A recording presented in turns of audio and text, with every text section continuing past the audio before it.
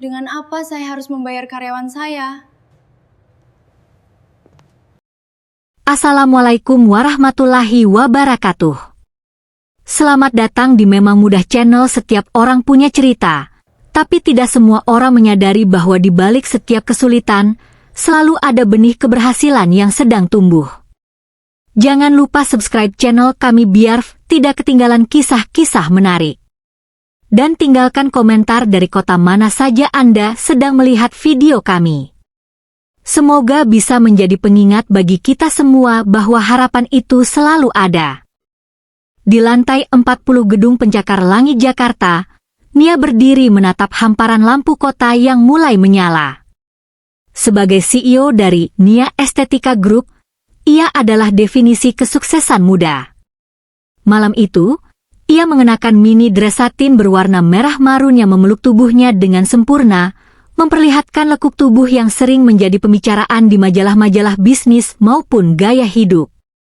Baginya, pakaian bukan sekadar penutup tubuh, melainkan pernyataan rasa percaya diri atas kerja kerasnya membangun kerajaan dari nol. Namun, di balik keanggunan itu, jemarinya gemetar saat memegang segelas air. Di atas meja kerjanya yang terbuat dari kayu jati mahal, tergeletak sebuah dokumen yang sanggup meruntuhkan segalanya, pembatalan kontrak sepihak dari konsorsium investor asal Singapura. Malam sudah larut, Bu Nia.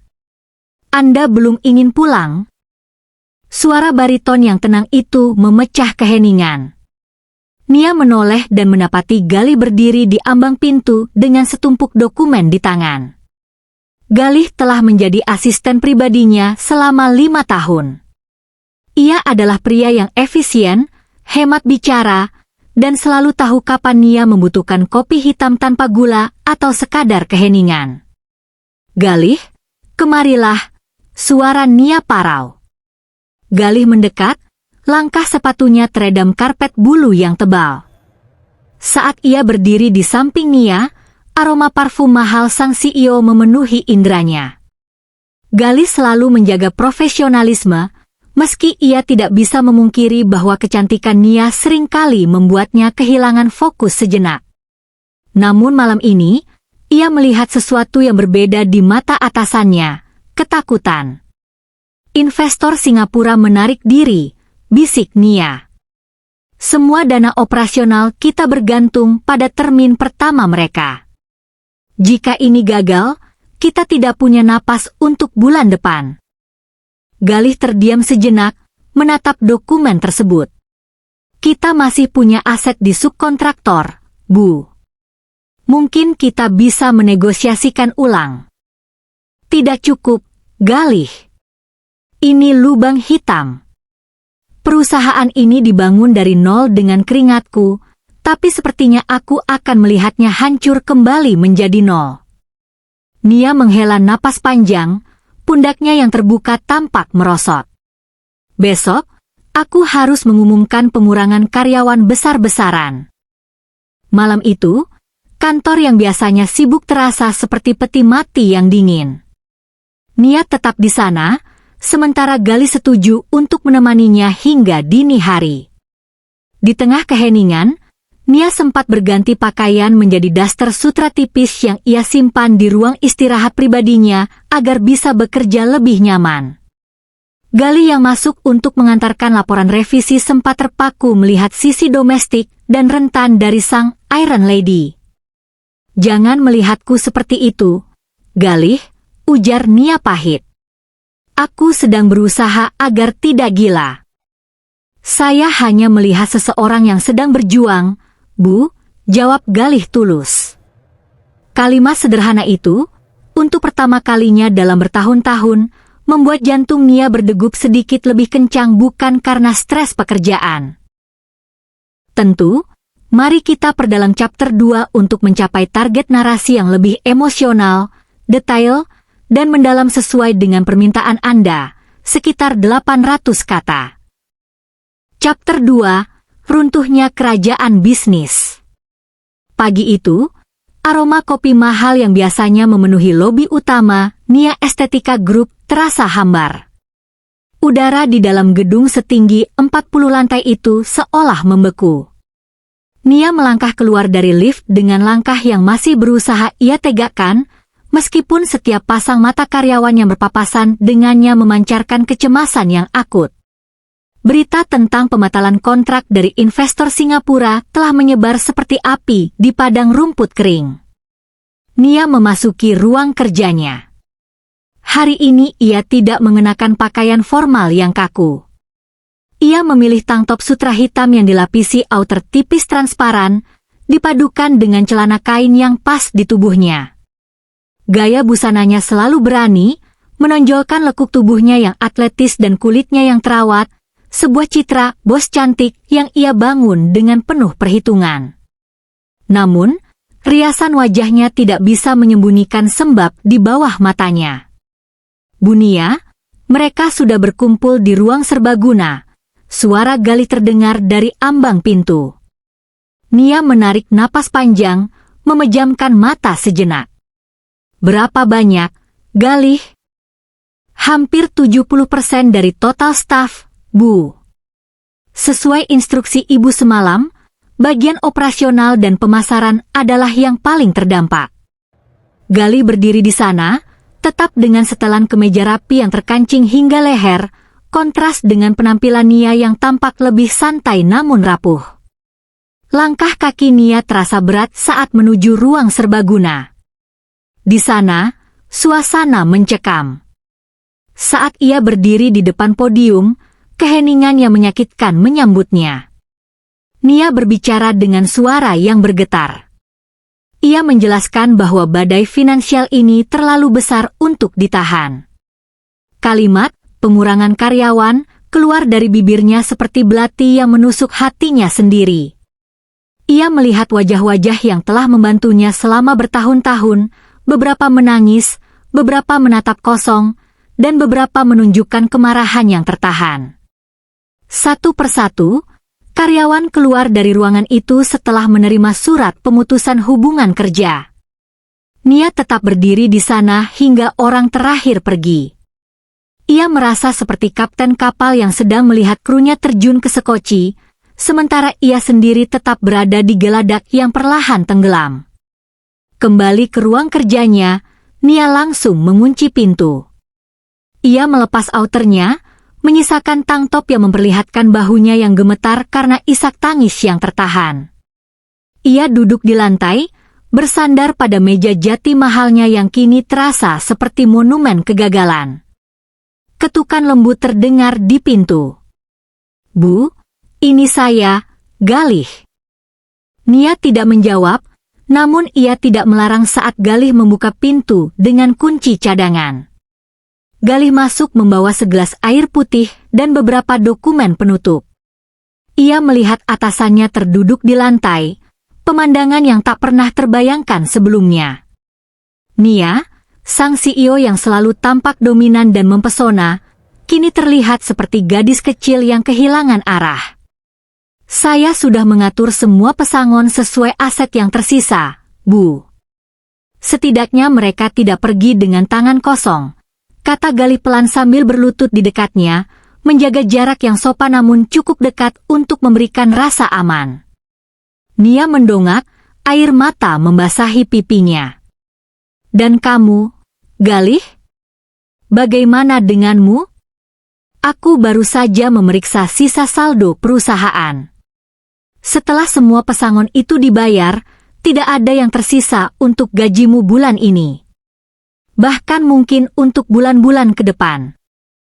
Galih terdiam, menatap mata coklat Nia yang basah. Galih, dengarkan aku. Nia memegang lengan Galih, sebuah kontak fisik yang jarang mereka lakukan secara personal. Kamu adalah asisten terbaik yang pernah ada. Resumemu sempurna. Perusahaan kompetitor pasti akan memperebutkanmu. Pergilah. Cari pekerjaan lain sebelum namaku benar-benar hancur di pasar dan menyeret namamu juga. Aku tidak sanggup lagi menggajimu. Aku tidak mau menghancurkan masa depanmu demi egoku yang ingin mempertahankan perusahaan ini. Suasana ruangan itu menjadi sangat sunyi, hanya deru AC yang terdengar samar. Nia melepaskan pegangannya, merasa malu karena telah menunjukkan kelemahannya sedalam itu. Ia berdiri, berjalan menuju jendela besar, membelakangi Galih. Aku serius, Galih. Besok, jangan datang lagi ke kantor ini. Kantor ini akan disegel dalam hitungan minggu. Pergilah saat kamu masih punya harga pasar yang tinggi. Galih tidak langsung berdiri. Ia menatap punggung Nia, melihat garis-garis punggungnya yang indah namun tampak memikul beban dunia. Ia mengingat 5 tahun lalu, saat ia hanya seorang lulusan baru yang tidak punya pengalaman, dan Nia adalah satu-satunya orang yang memberinya kesempatan. Ia mengingat bagaimana Nia bekerja 20 jam sehari untuk membangun bisnis ini. Bu Nia, Galih akhirnya bersuara, suaranya tetap tenang dan stabil. Ibu selalu bilang bahwa kesuksesan adalah tentang memilih orang yang tepat untuk berada di samping kita. Nia menoleh sedikit, bingung dengan arah pembicaraan Galih. Jika ibu mengusir saya karena alasan finansial, maka ibu meremehkan loyalitas saya, lanjut Galih sambil berdiri. Saya sudah menabung cukup banyak selama bekerja dengan ibu. Saya tidak butuh gaji untuk beberapa bulan ke depan. Saya akan tetap di sini. Kita akan membereskan sisa-sisa ini, dan kita akan mencari cara untuk bangkit kembali. Sendirian di kantor ini hanya akan membuat ibu gila, dan saya tidak akan membiarkan itu terjadi. Nia terpaku. Tapi Galih, ini bisa memakan waktu berbulan-bulan tanpa kepastian. Maka biarlah itu menjadi bulan-bulan di mana saya membuktikan bahwa saya bukan sekadar karyawan kontrak, potong Galih tegas. Saya tetap di sini, Bu. Bukan karena instruksi CEO, tapi karena keinginan saya sendiri. Nia menatap Galih lama, mencari keraguan di mata asistennya itu, namun ia tidak menemukannya. Di tengah kehancuran kerajaannya, Nia menyadari satu hal, ia mungkin kehilangan hartanya, tapi ia baru saja menemukan sesuatu yang jauh lebih berharga. Kehadiran Galih di saat semua orang pergi memberikan secercah harapan di tengah kegelapan yang pekat. Terima kasih, Galih. Bisik Nia hampir tak terdengar. Untuk pertama kalinya dalam krisis ini, ia tidak merasa sendirian lagi. Gedung pencakar langit yang dingin dan steril kini tinggal kenangan. Sebagai gantinya, Nia dan Galih kini menempati sebuah ruko 2 lantai di kawasan industri yang agak kumuh di pinggiran Jakarta. Ruko itu dulunya adalah gudang penyimpanan stok lama Nia Estetika Group yang hampir terlupakan. Debu tebal menyelimuti lantai semen, dan suara bising kendaraan berat yang lewat di depan menjadi musik latar harian mereka. Lantai bawah ruko itu dipenuhi dengan kotak-kotak sampel produk yang tidak terjual, sementara lantai atas diubah menjadi kantor darurat sekaligus tempat tinggal sementara. Tidak ada lagi AC pusat yang sejuk, hanya ada satu kipas angin tua yang berputar dengan suara berderit, berusaha melawan hawa panas Jakarta yang menyengat. Nia duduk di sebuah meja lipat kayu yang reot. Penampilannya berubah drastis. Ia hanya mengenakan tank top putih tipis yang memperlihatkan lekuk bahunya yang kecoklatan karena sering terpapar matahari saat memindahkan barang, dipadukan dengan celana pendek kain. Rambutnya yang biasanya ditata sempurna kini hanya dicepol asal-asalan dengan pensil. Keringat tipis terlihat di pelipis dan lehernya, memberikan kesan sensual yang alami namun penuh kerja keras. Galih, suhu di sini benar-benar tidak manusiawi, keluh Nia sambil mengibaskan selembar kertas ke wajahnya. Bagaimana kamu bisa tetap fokus dengan laptop itu? Galih, yang duduk tidak jauh darinya, telah melepas kemeja kerjanya. Ia hanya mengenakan kaos dalam, singlet, hitam yang melekat ketat di tubuhnya, memperlihatkan otot lengan yang terbentuk karena kerja fisik beberapa minggu terakhir. Ia sedang sibuk menyusun ulang data formula Green SNC yang menjadi harapan terakhir mereka. Fokus adalah satu-satunya aset yang tersisa, Bu, jawab Galih tanpa menoleh. Meski sudut matanya tidak bisa berbohong, ia seringkali mencuri pandang ke arah Nia yang tampak sangat berbeda dalam kondisi rumahan seperti ini. Nia yang ia kenal dulu adalah ratu yang tak tersentuh. Nia yang sekarang adalah pejuang yang nyata. Berhenti memanggilku, Bu, Galih. Kita sedang berada di gudang pengap, bukan di kantor pusat, ujar Nia sambil bangkit berdiri. Ia berjalan menuju dispenser kecil di pojok ruangan, namun kakinya tersandung kabel proyektor yang melintang. Nia limbung. Dengan sigap, Galih melompat dari kursinya dan menangkap pinggang Nia sebelum wanita itu menghantam lantai semen. Tubuh mereka bertabrakan. Untuk beberapa detik, waktu seolah berhenti. Nia bisa merasakan detak jantung Galih yang cepat di balik kaos dalamnya yang lembab oleh keringat. Aroma maskulin Galih yang bercampur dengan bau kertas lama memenuhi indera penciumannya. Hati-hati, Nia, bisik Galih. Ini adalah pertama kalinya Galih menyebut namanya tanpa embel-embel jabatan. Suaranya rendah dan dalam, membuat bulu kuduk Nia meremang bukan karena takut, melainkan karena getaran yang asing. Nia mendongak, menatap mata Galih yang tajam di balik kacamata yang sedikit melorot. Jarak wajah mereka hanya beberapa inci. Terima kasih, Galih. Kamu selalu ada untuk menangkapku saat aku jatuh. Perlahan, Galih membantu Nia berdiri tegak kembali, namun ia tidak langsung melepaskan tangannya dari pinggang Nia. Ada ketegangan listrik yang tercipta di antara mereka, sebuah tarikan emosional yang telah lama terkubur di bawah profesionalisme bertahun-tahun, kini meledak karena situasi yang intim dan terbatas ini. Kenapa kamu tidak pergi, Galih? Tanya Nia lagi, pertanyaan yang sama yang selalu menghantuinya. Ruko ini panas, kotor, dan aku tidak bisa menjanjikan apa-apa. Kamu bisa punya hidup yang jauh lebih baik. Galih menarik napas panjang, akhirnya melepaskan pegangannya dan bersandar pada meja. Hidup yang lebih baik bagi saya bukan tentang di mana saya berada, tapi dengan siapa saya berjuang. Saya melihat ibu, maksud saya, kamu, kehilangan segalanya, tapi kamu tidak kehilangan jiwamu. Itu jauh lebih menginspirasi daripada semua CEO yang pernah saya temui. Nia tersenyum tipis, sebuah senyuman yang jarang terlihat belakangan ini. Ia mendekati Galih, kali ini dengan sengaja. Ia menyentuh lengan Galih yang kokoh. Kamu tahu, Galih? Dulu aku pikir imbalan untuk asisten setia hanyalah bonus akhir tahun yang besar. Tapi sekarang aku sadar, aku berhutang nyawa padamu. Aku tidak tahu bagaimana caraku membalas semua ini.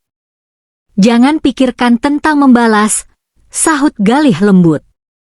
Pikirkan tentang besok. Tender, Green SNC, adalah kesempatan kita. Jika kita menang, ruko ini hanya akan jadi cerita lucu di masa depan. Malam itu, badai turun dengan hebatnya di luar. Listrik ruko mendadak padam. Dalam kegelapan total, hanya suara air hujan yang menghantam atap seng dengan berisik. Nia yang terkejut secara spontan mencari perlindungan di pelukan Galih. Di tengah kegelapan, di antara kotak-kotak sampel dan dokumen yang berserakan, mereka duduk berdampingan di lantai semen yang dingin. Nia menyandarkan kepalanya di bahu Galih.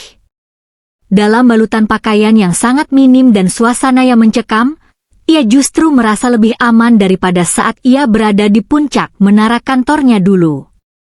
Kesetiaan Galih yang tanpa syarat mulai mengubah rasa kagum menjadi sesuatu yang jauh lebih dalam dan membara.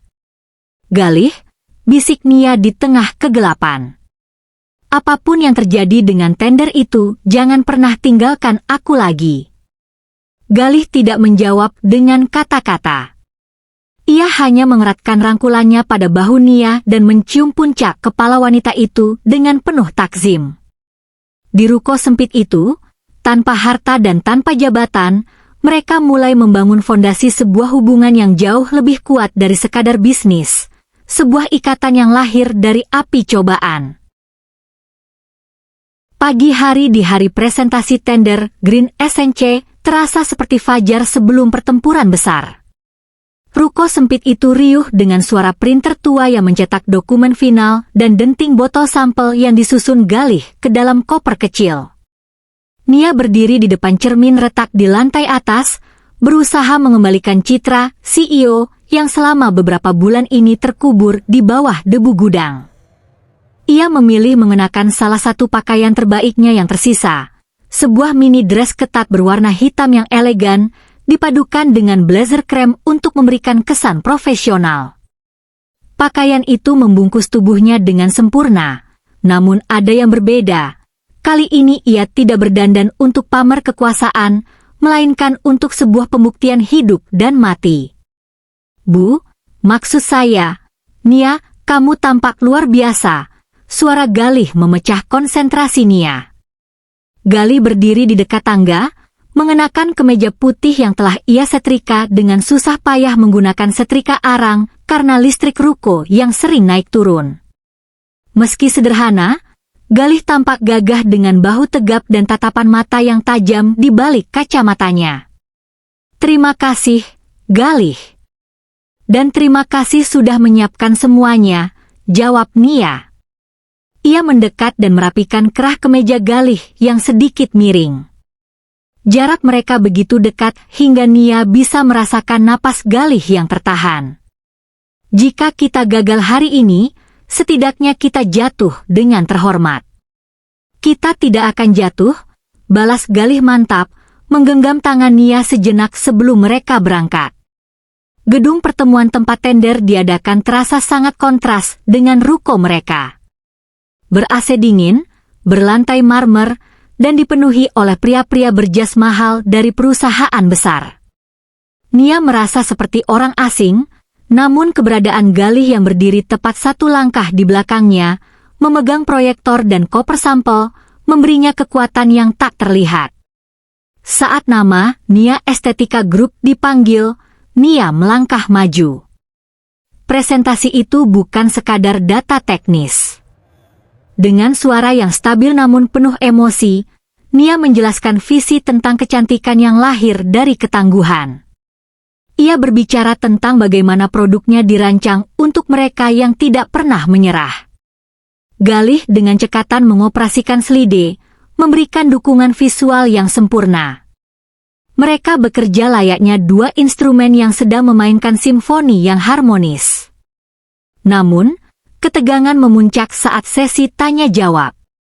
Seorang penguji senior yang skeptis bertanya dengan nada meremehkan, "Kami mendengar kabar bahwa perusahaan Anda sedang dalam pengawasan kurator. Bagaimana Anda bisa menjamin produksi massal jika Anda bahkan tidak punya staf operasional?"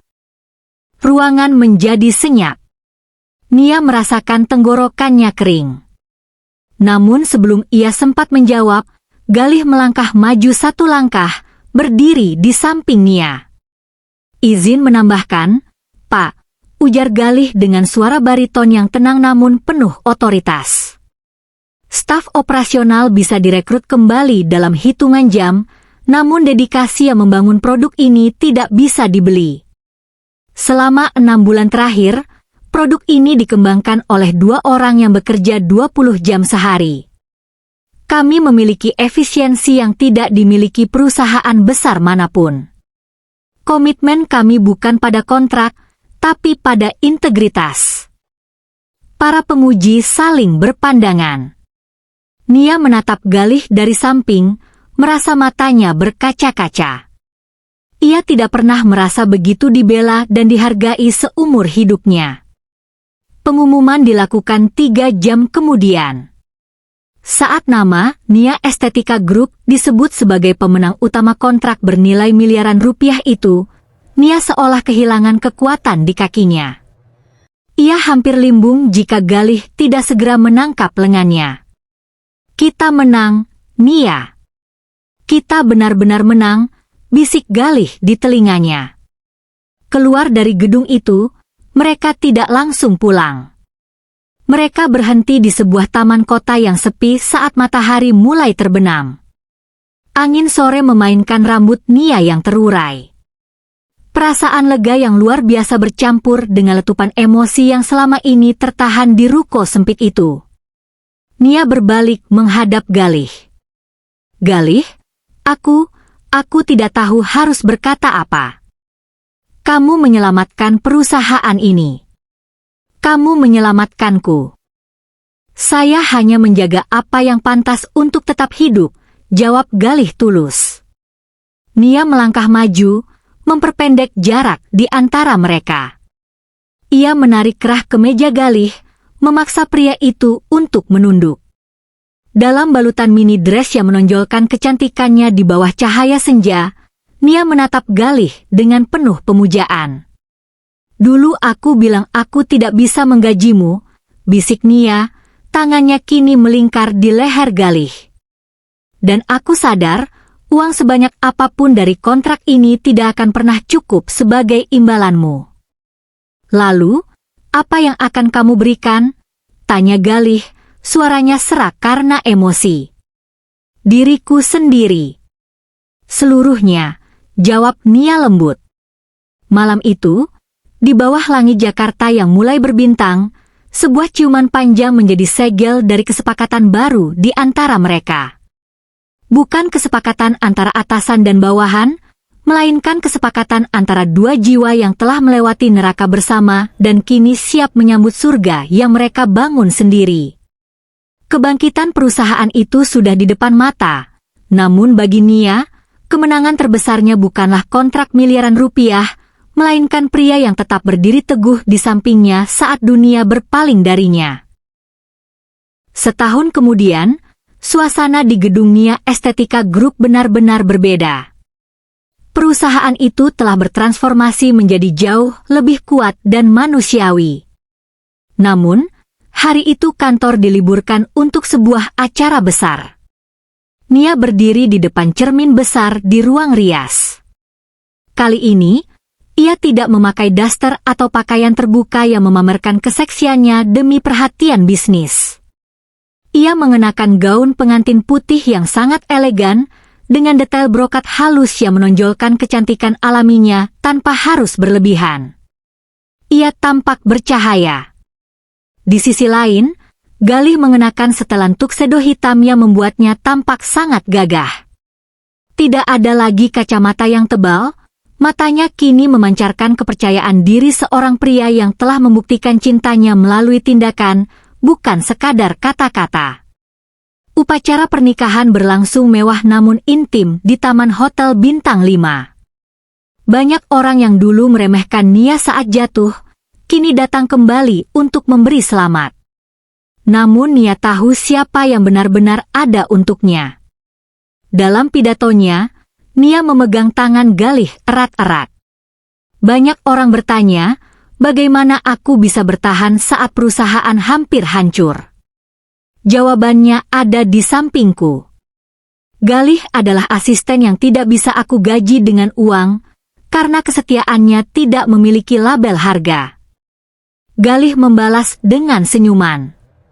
Saya hanya menjalankan tugas, bukan sebagai asisten, tapi sebagai penjaga hatinya. Tamu undangan bertepuk tangan riuh saat mereka bertukar cincin. Nia menyadari bahwa krisis finansial yang menimpanya dulu bukanlah kutukan, melainkan seleksi alam. Krisis itu membuang orang-orang palsu dari hidupnya dan menyisakan satu berlian murni, Galih. Malam itu, saat mereka berdansa di bawah siraman cahaya lampu gantung, Nia berbisik di telinga Galih. Dulu aku merasa hebat karena bisa membangun perusahaan dari nol sendirian. Tapi sekarang aku sadar, membangun hidup bersama jauh lebih indah. Cerita mereka menjadi legenda di dunia bisnis Jakarta, bukan tentang bagaimana seorang CEO cantik bangkit dari bangkrut, tapi tentang bagaimana seorang asisten yang tidak bisa digaji akhirnya mendapatkan imbalan spesial berupa cinta sejati dan kerajaan yang mereka bangun bersama dari puing-puing keputusasaan. Kesetiaan Galih telah terbayar lunas, dan kebahagiaan Nia kini lengkap, bukan karena angka di rekening, tapi karena kehadiran pria yang tidak pernah melepaskan tangannya saat badai datang.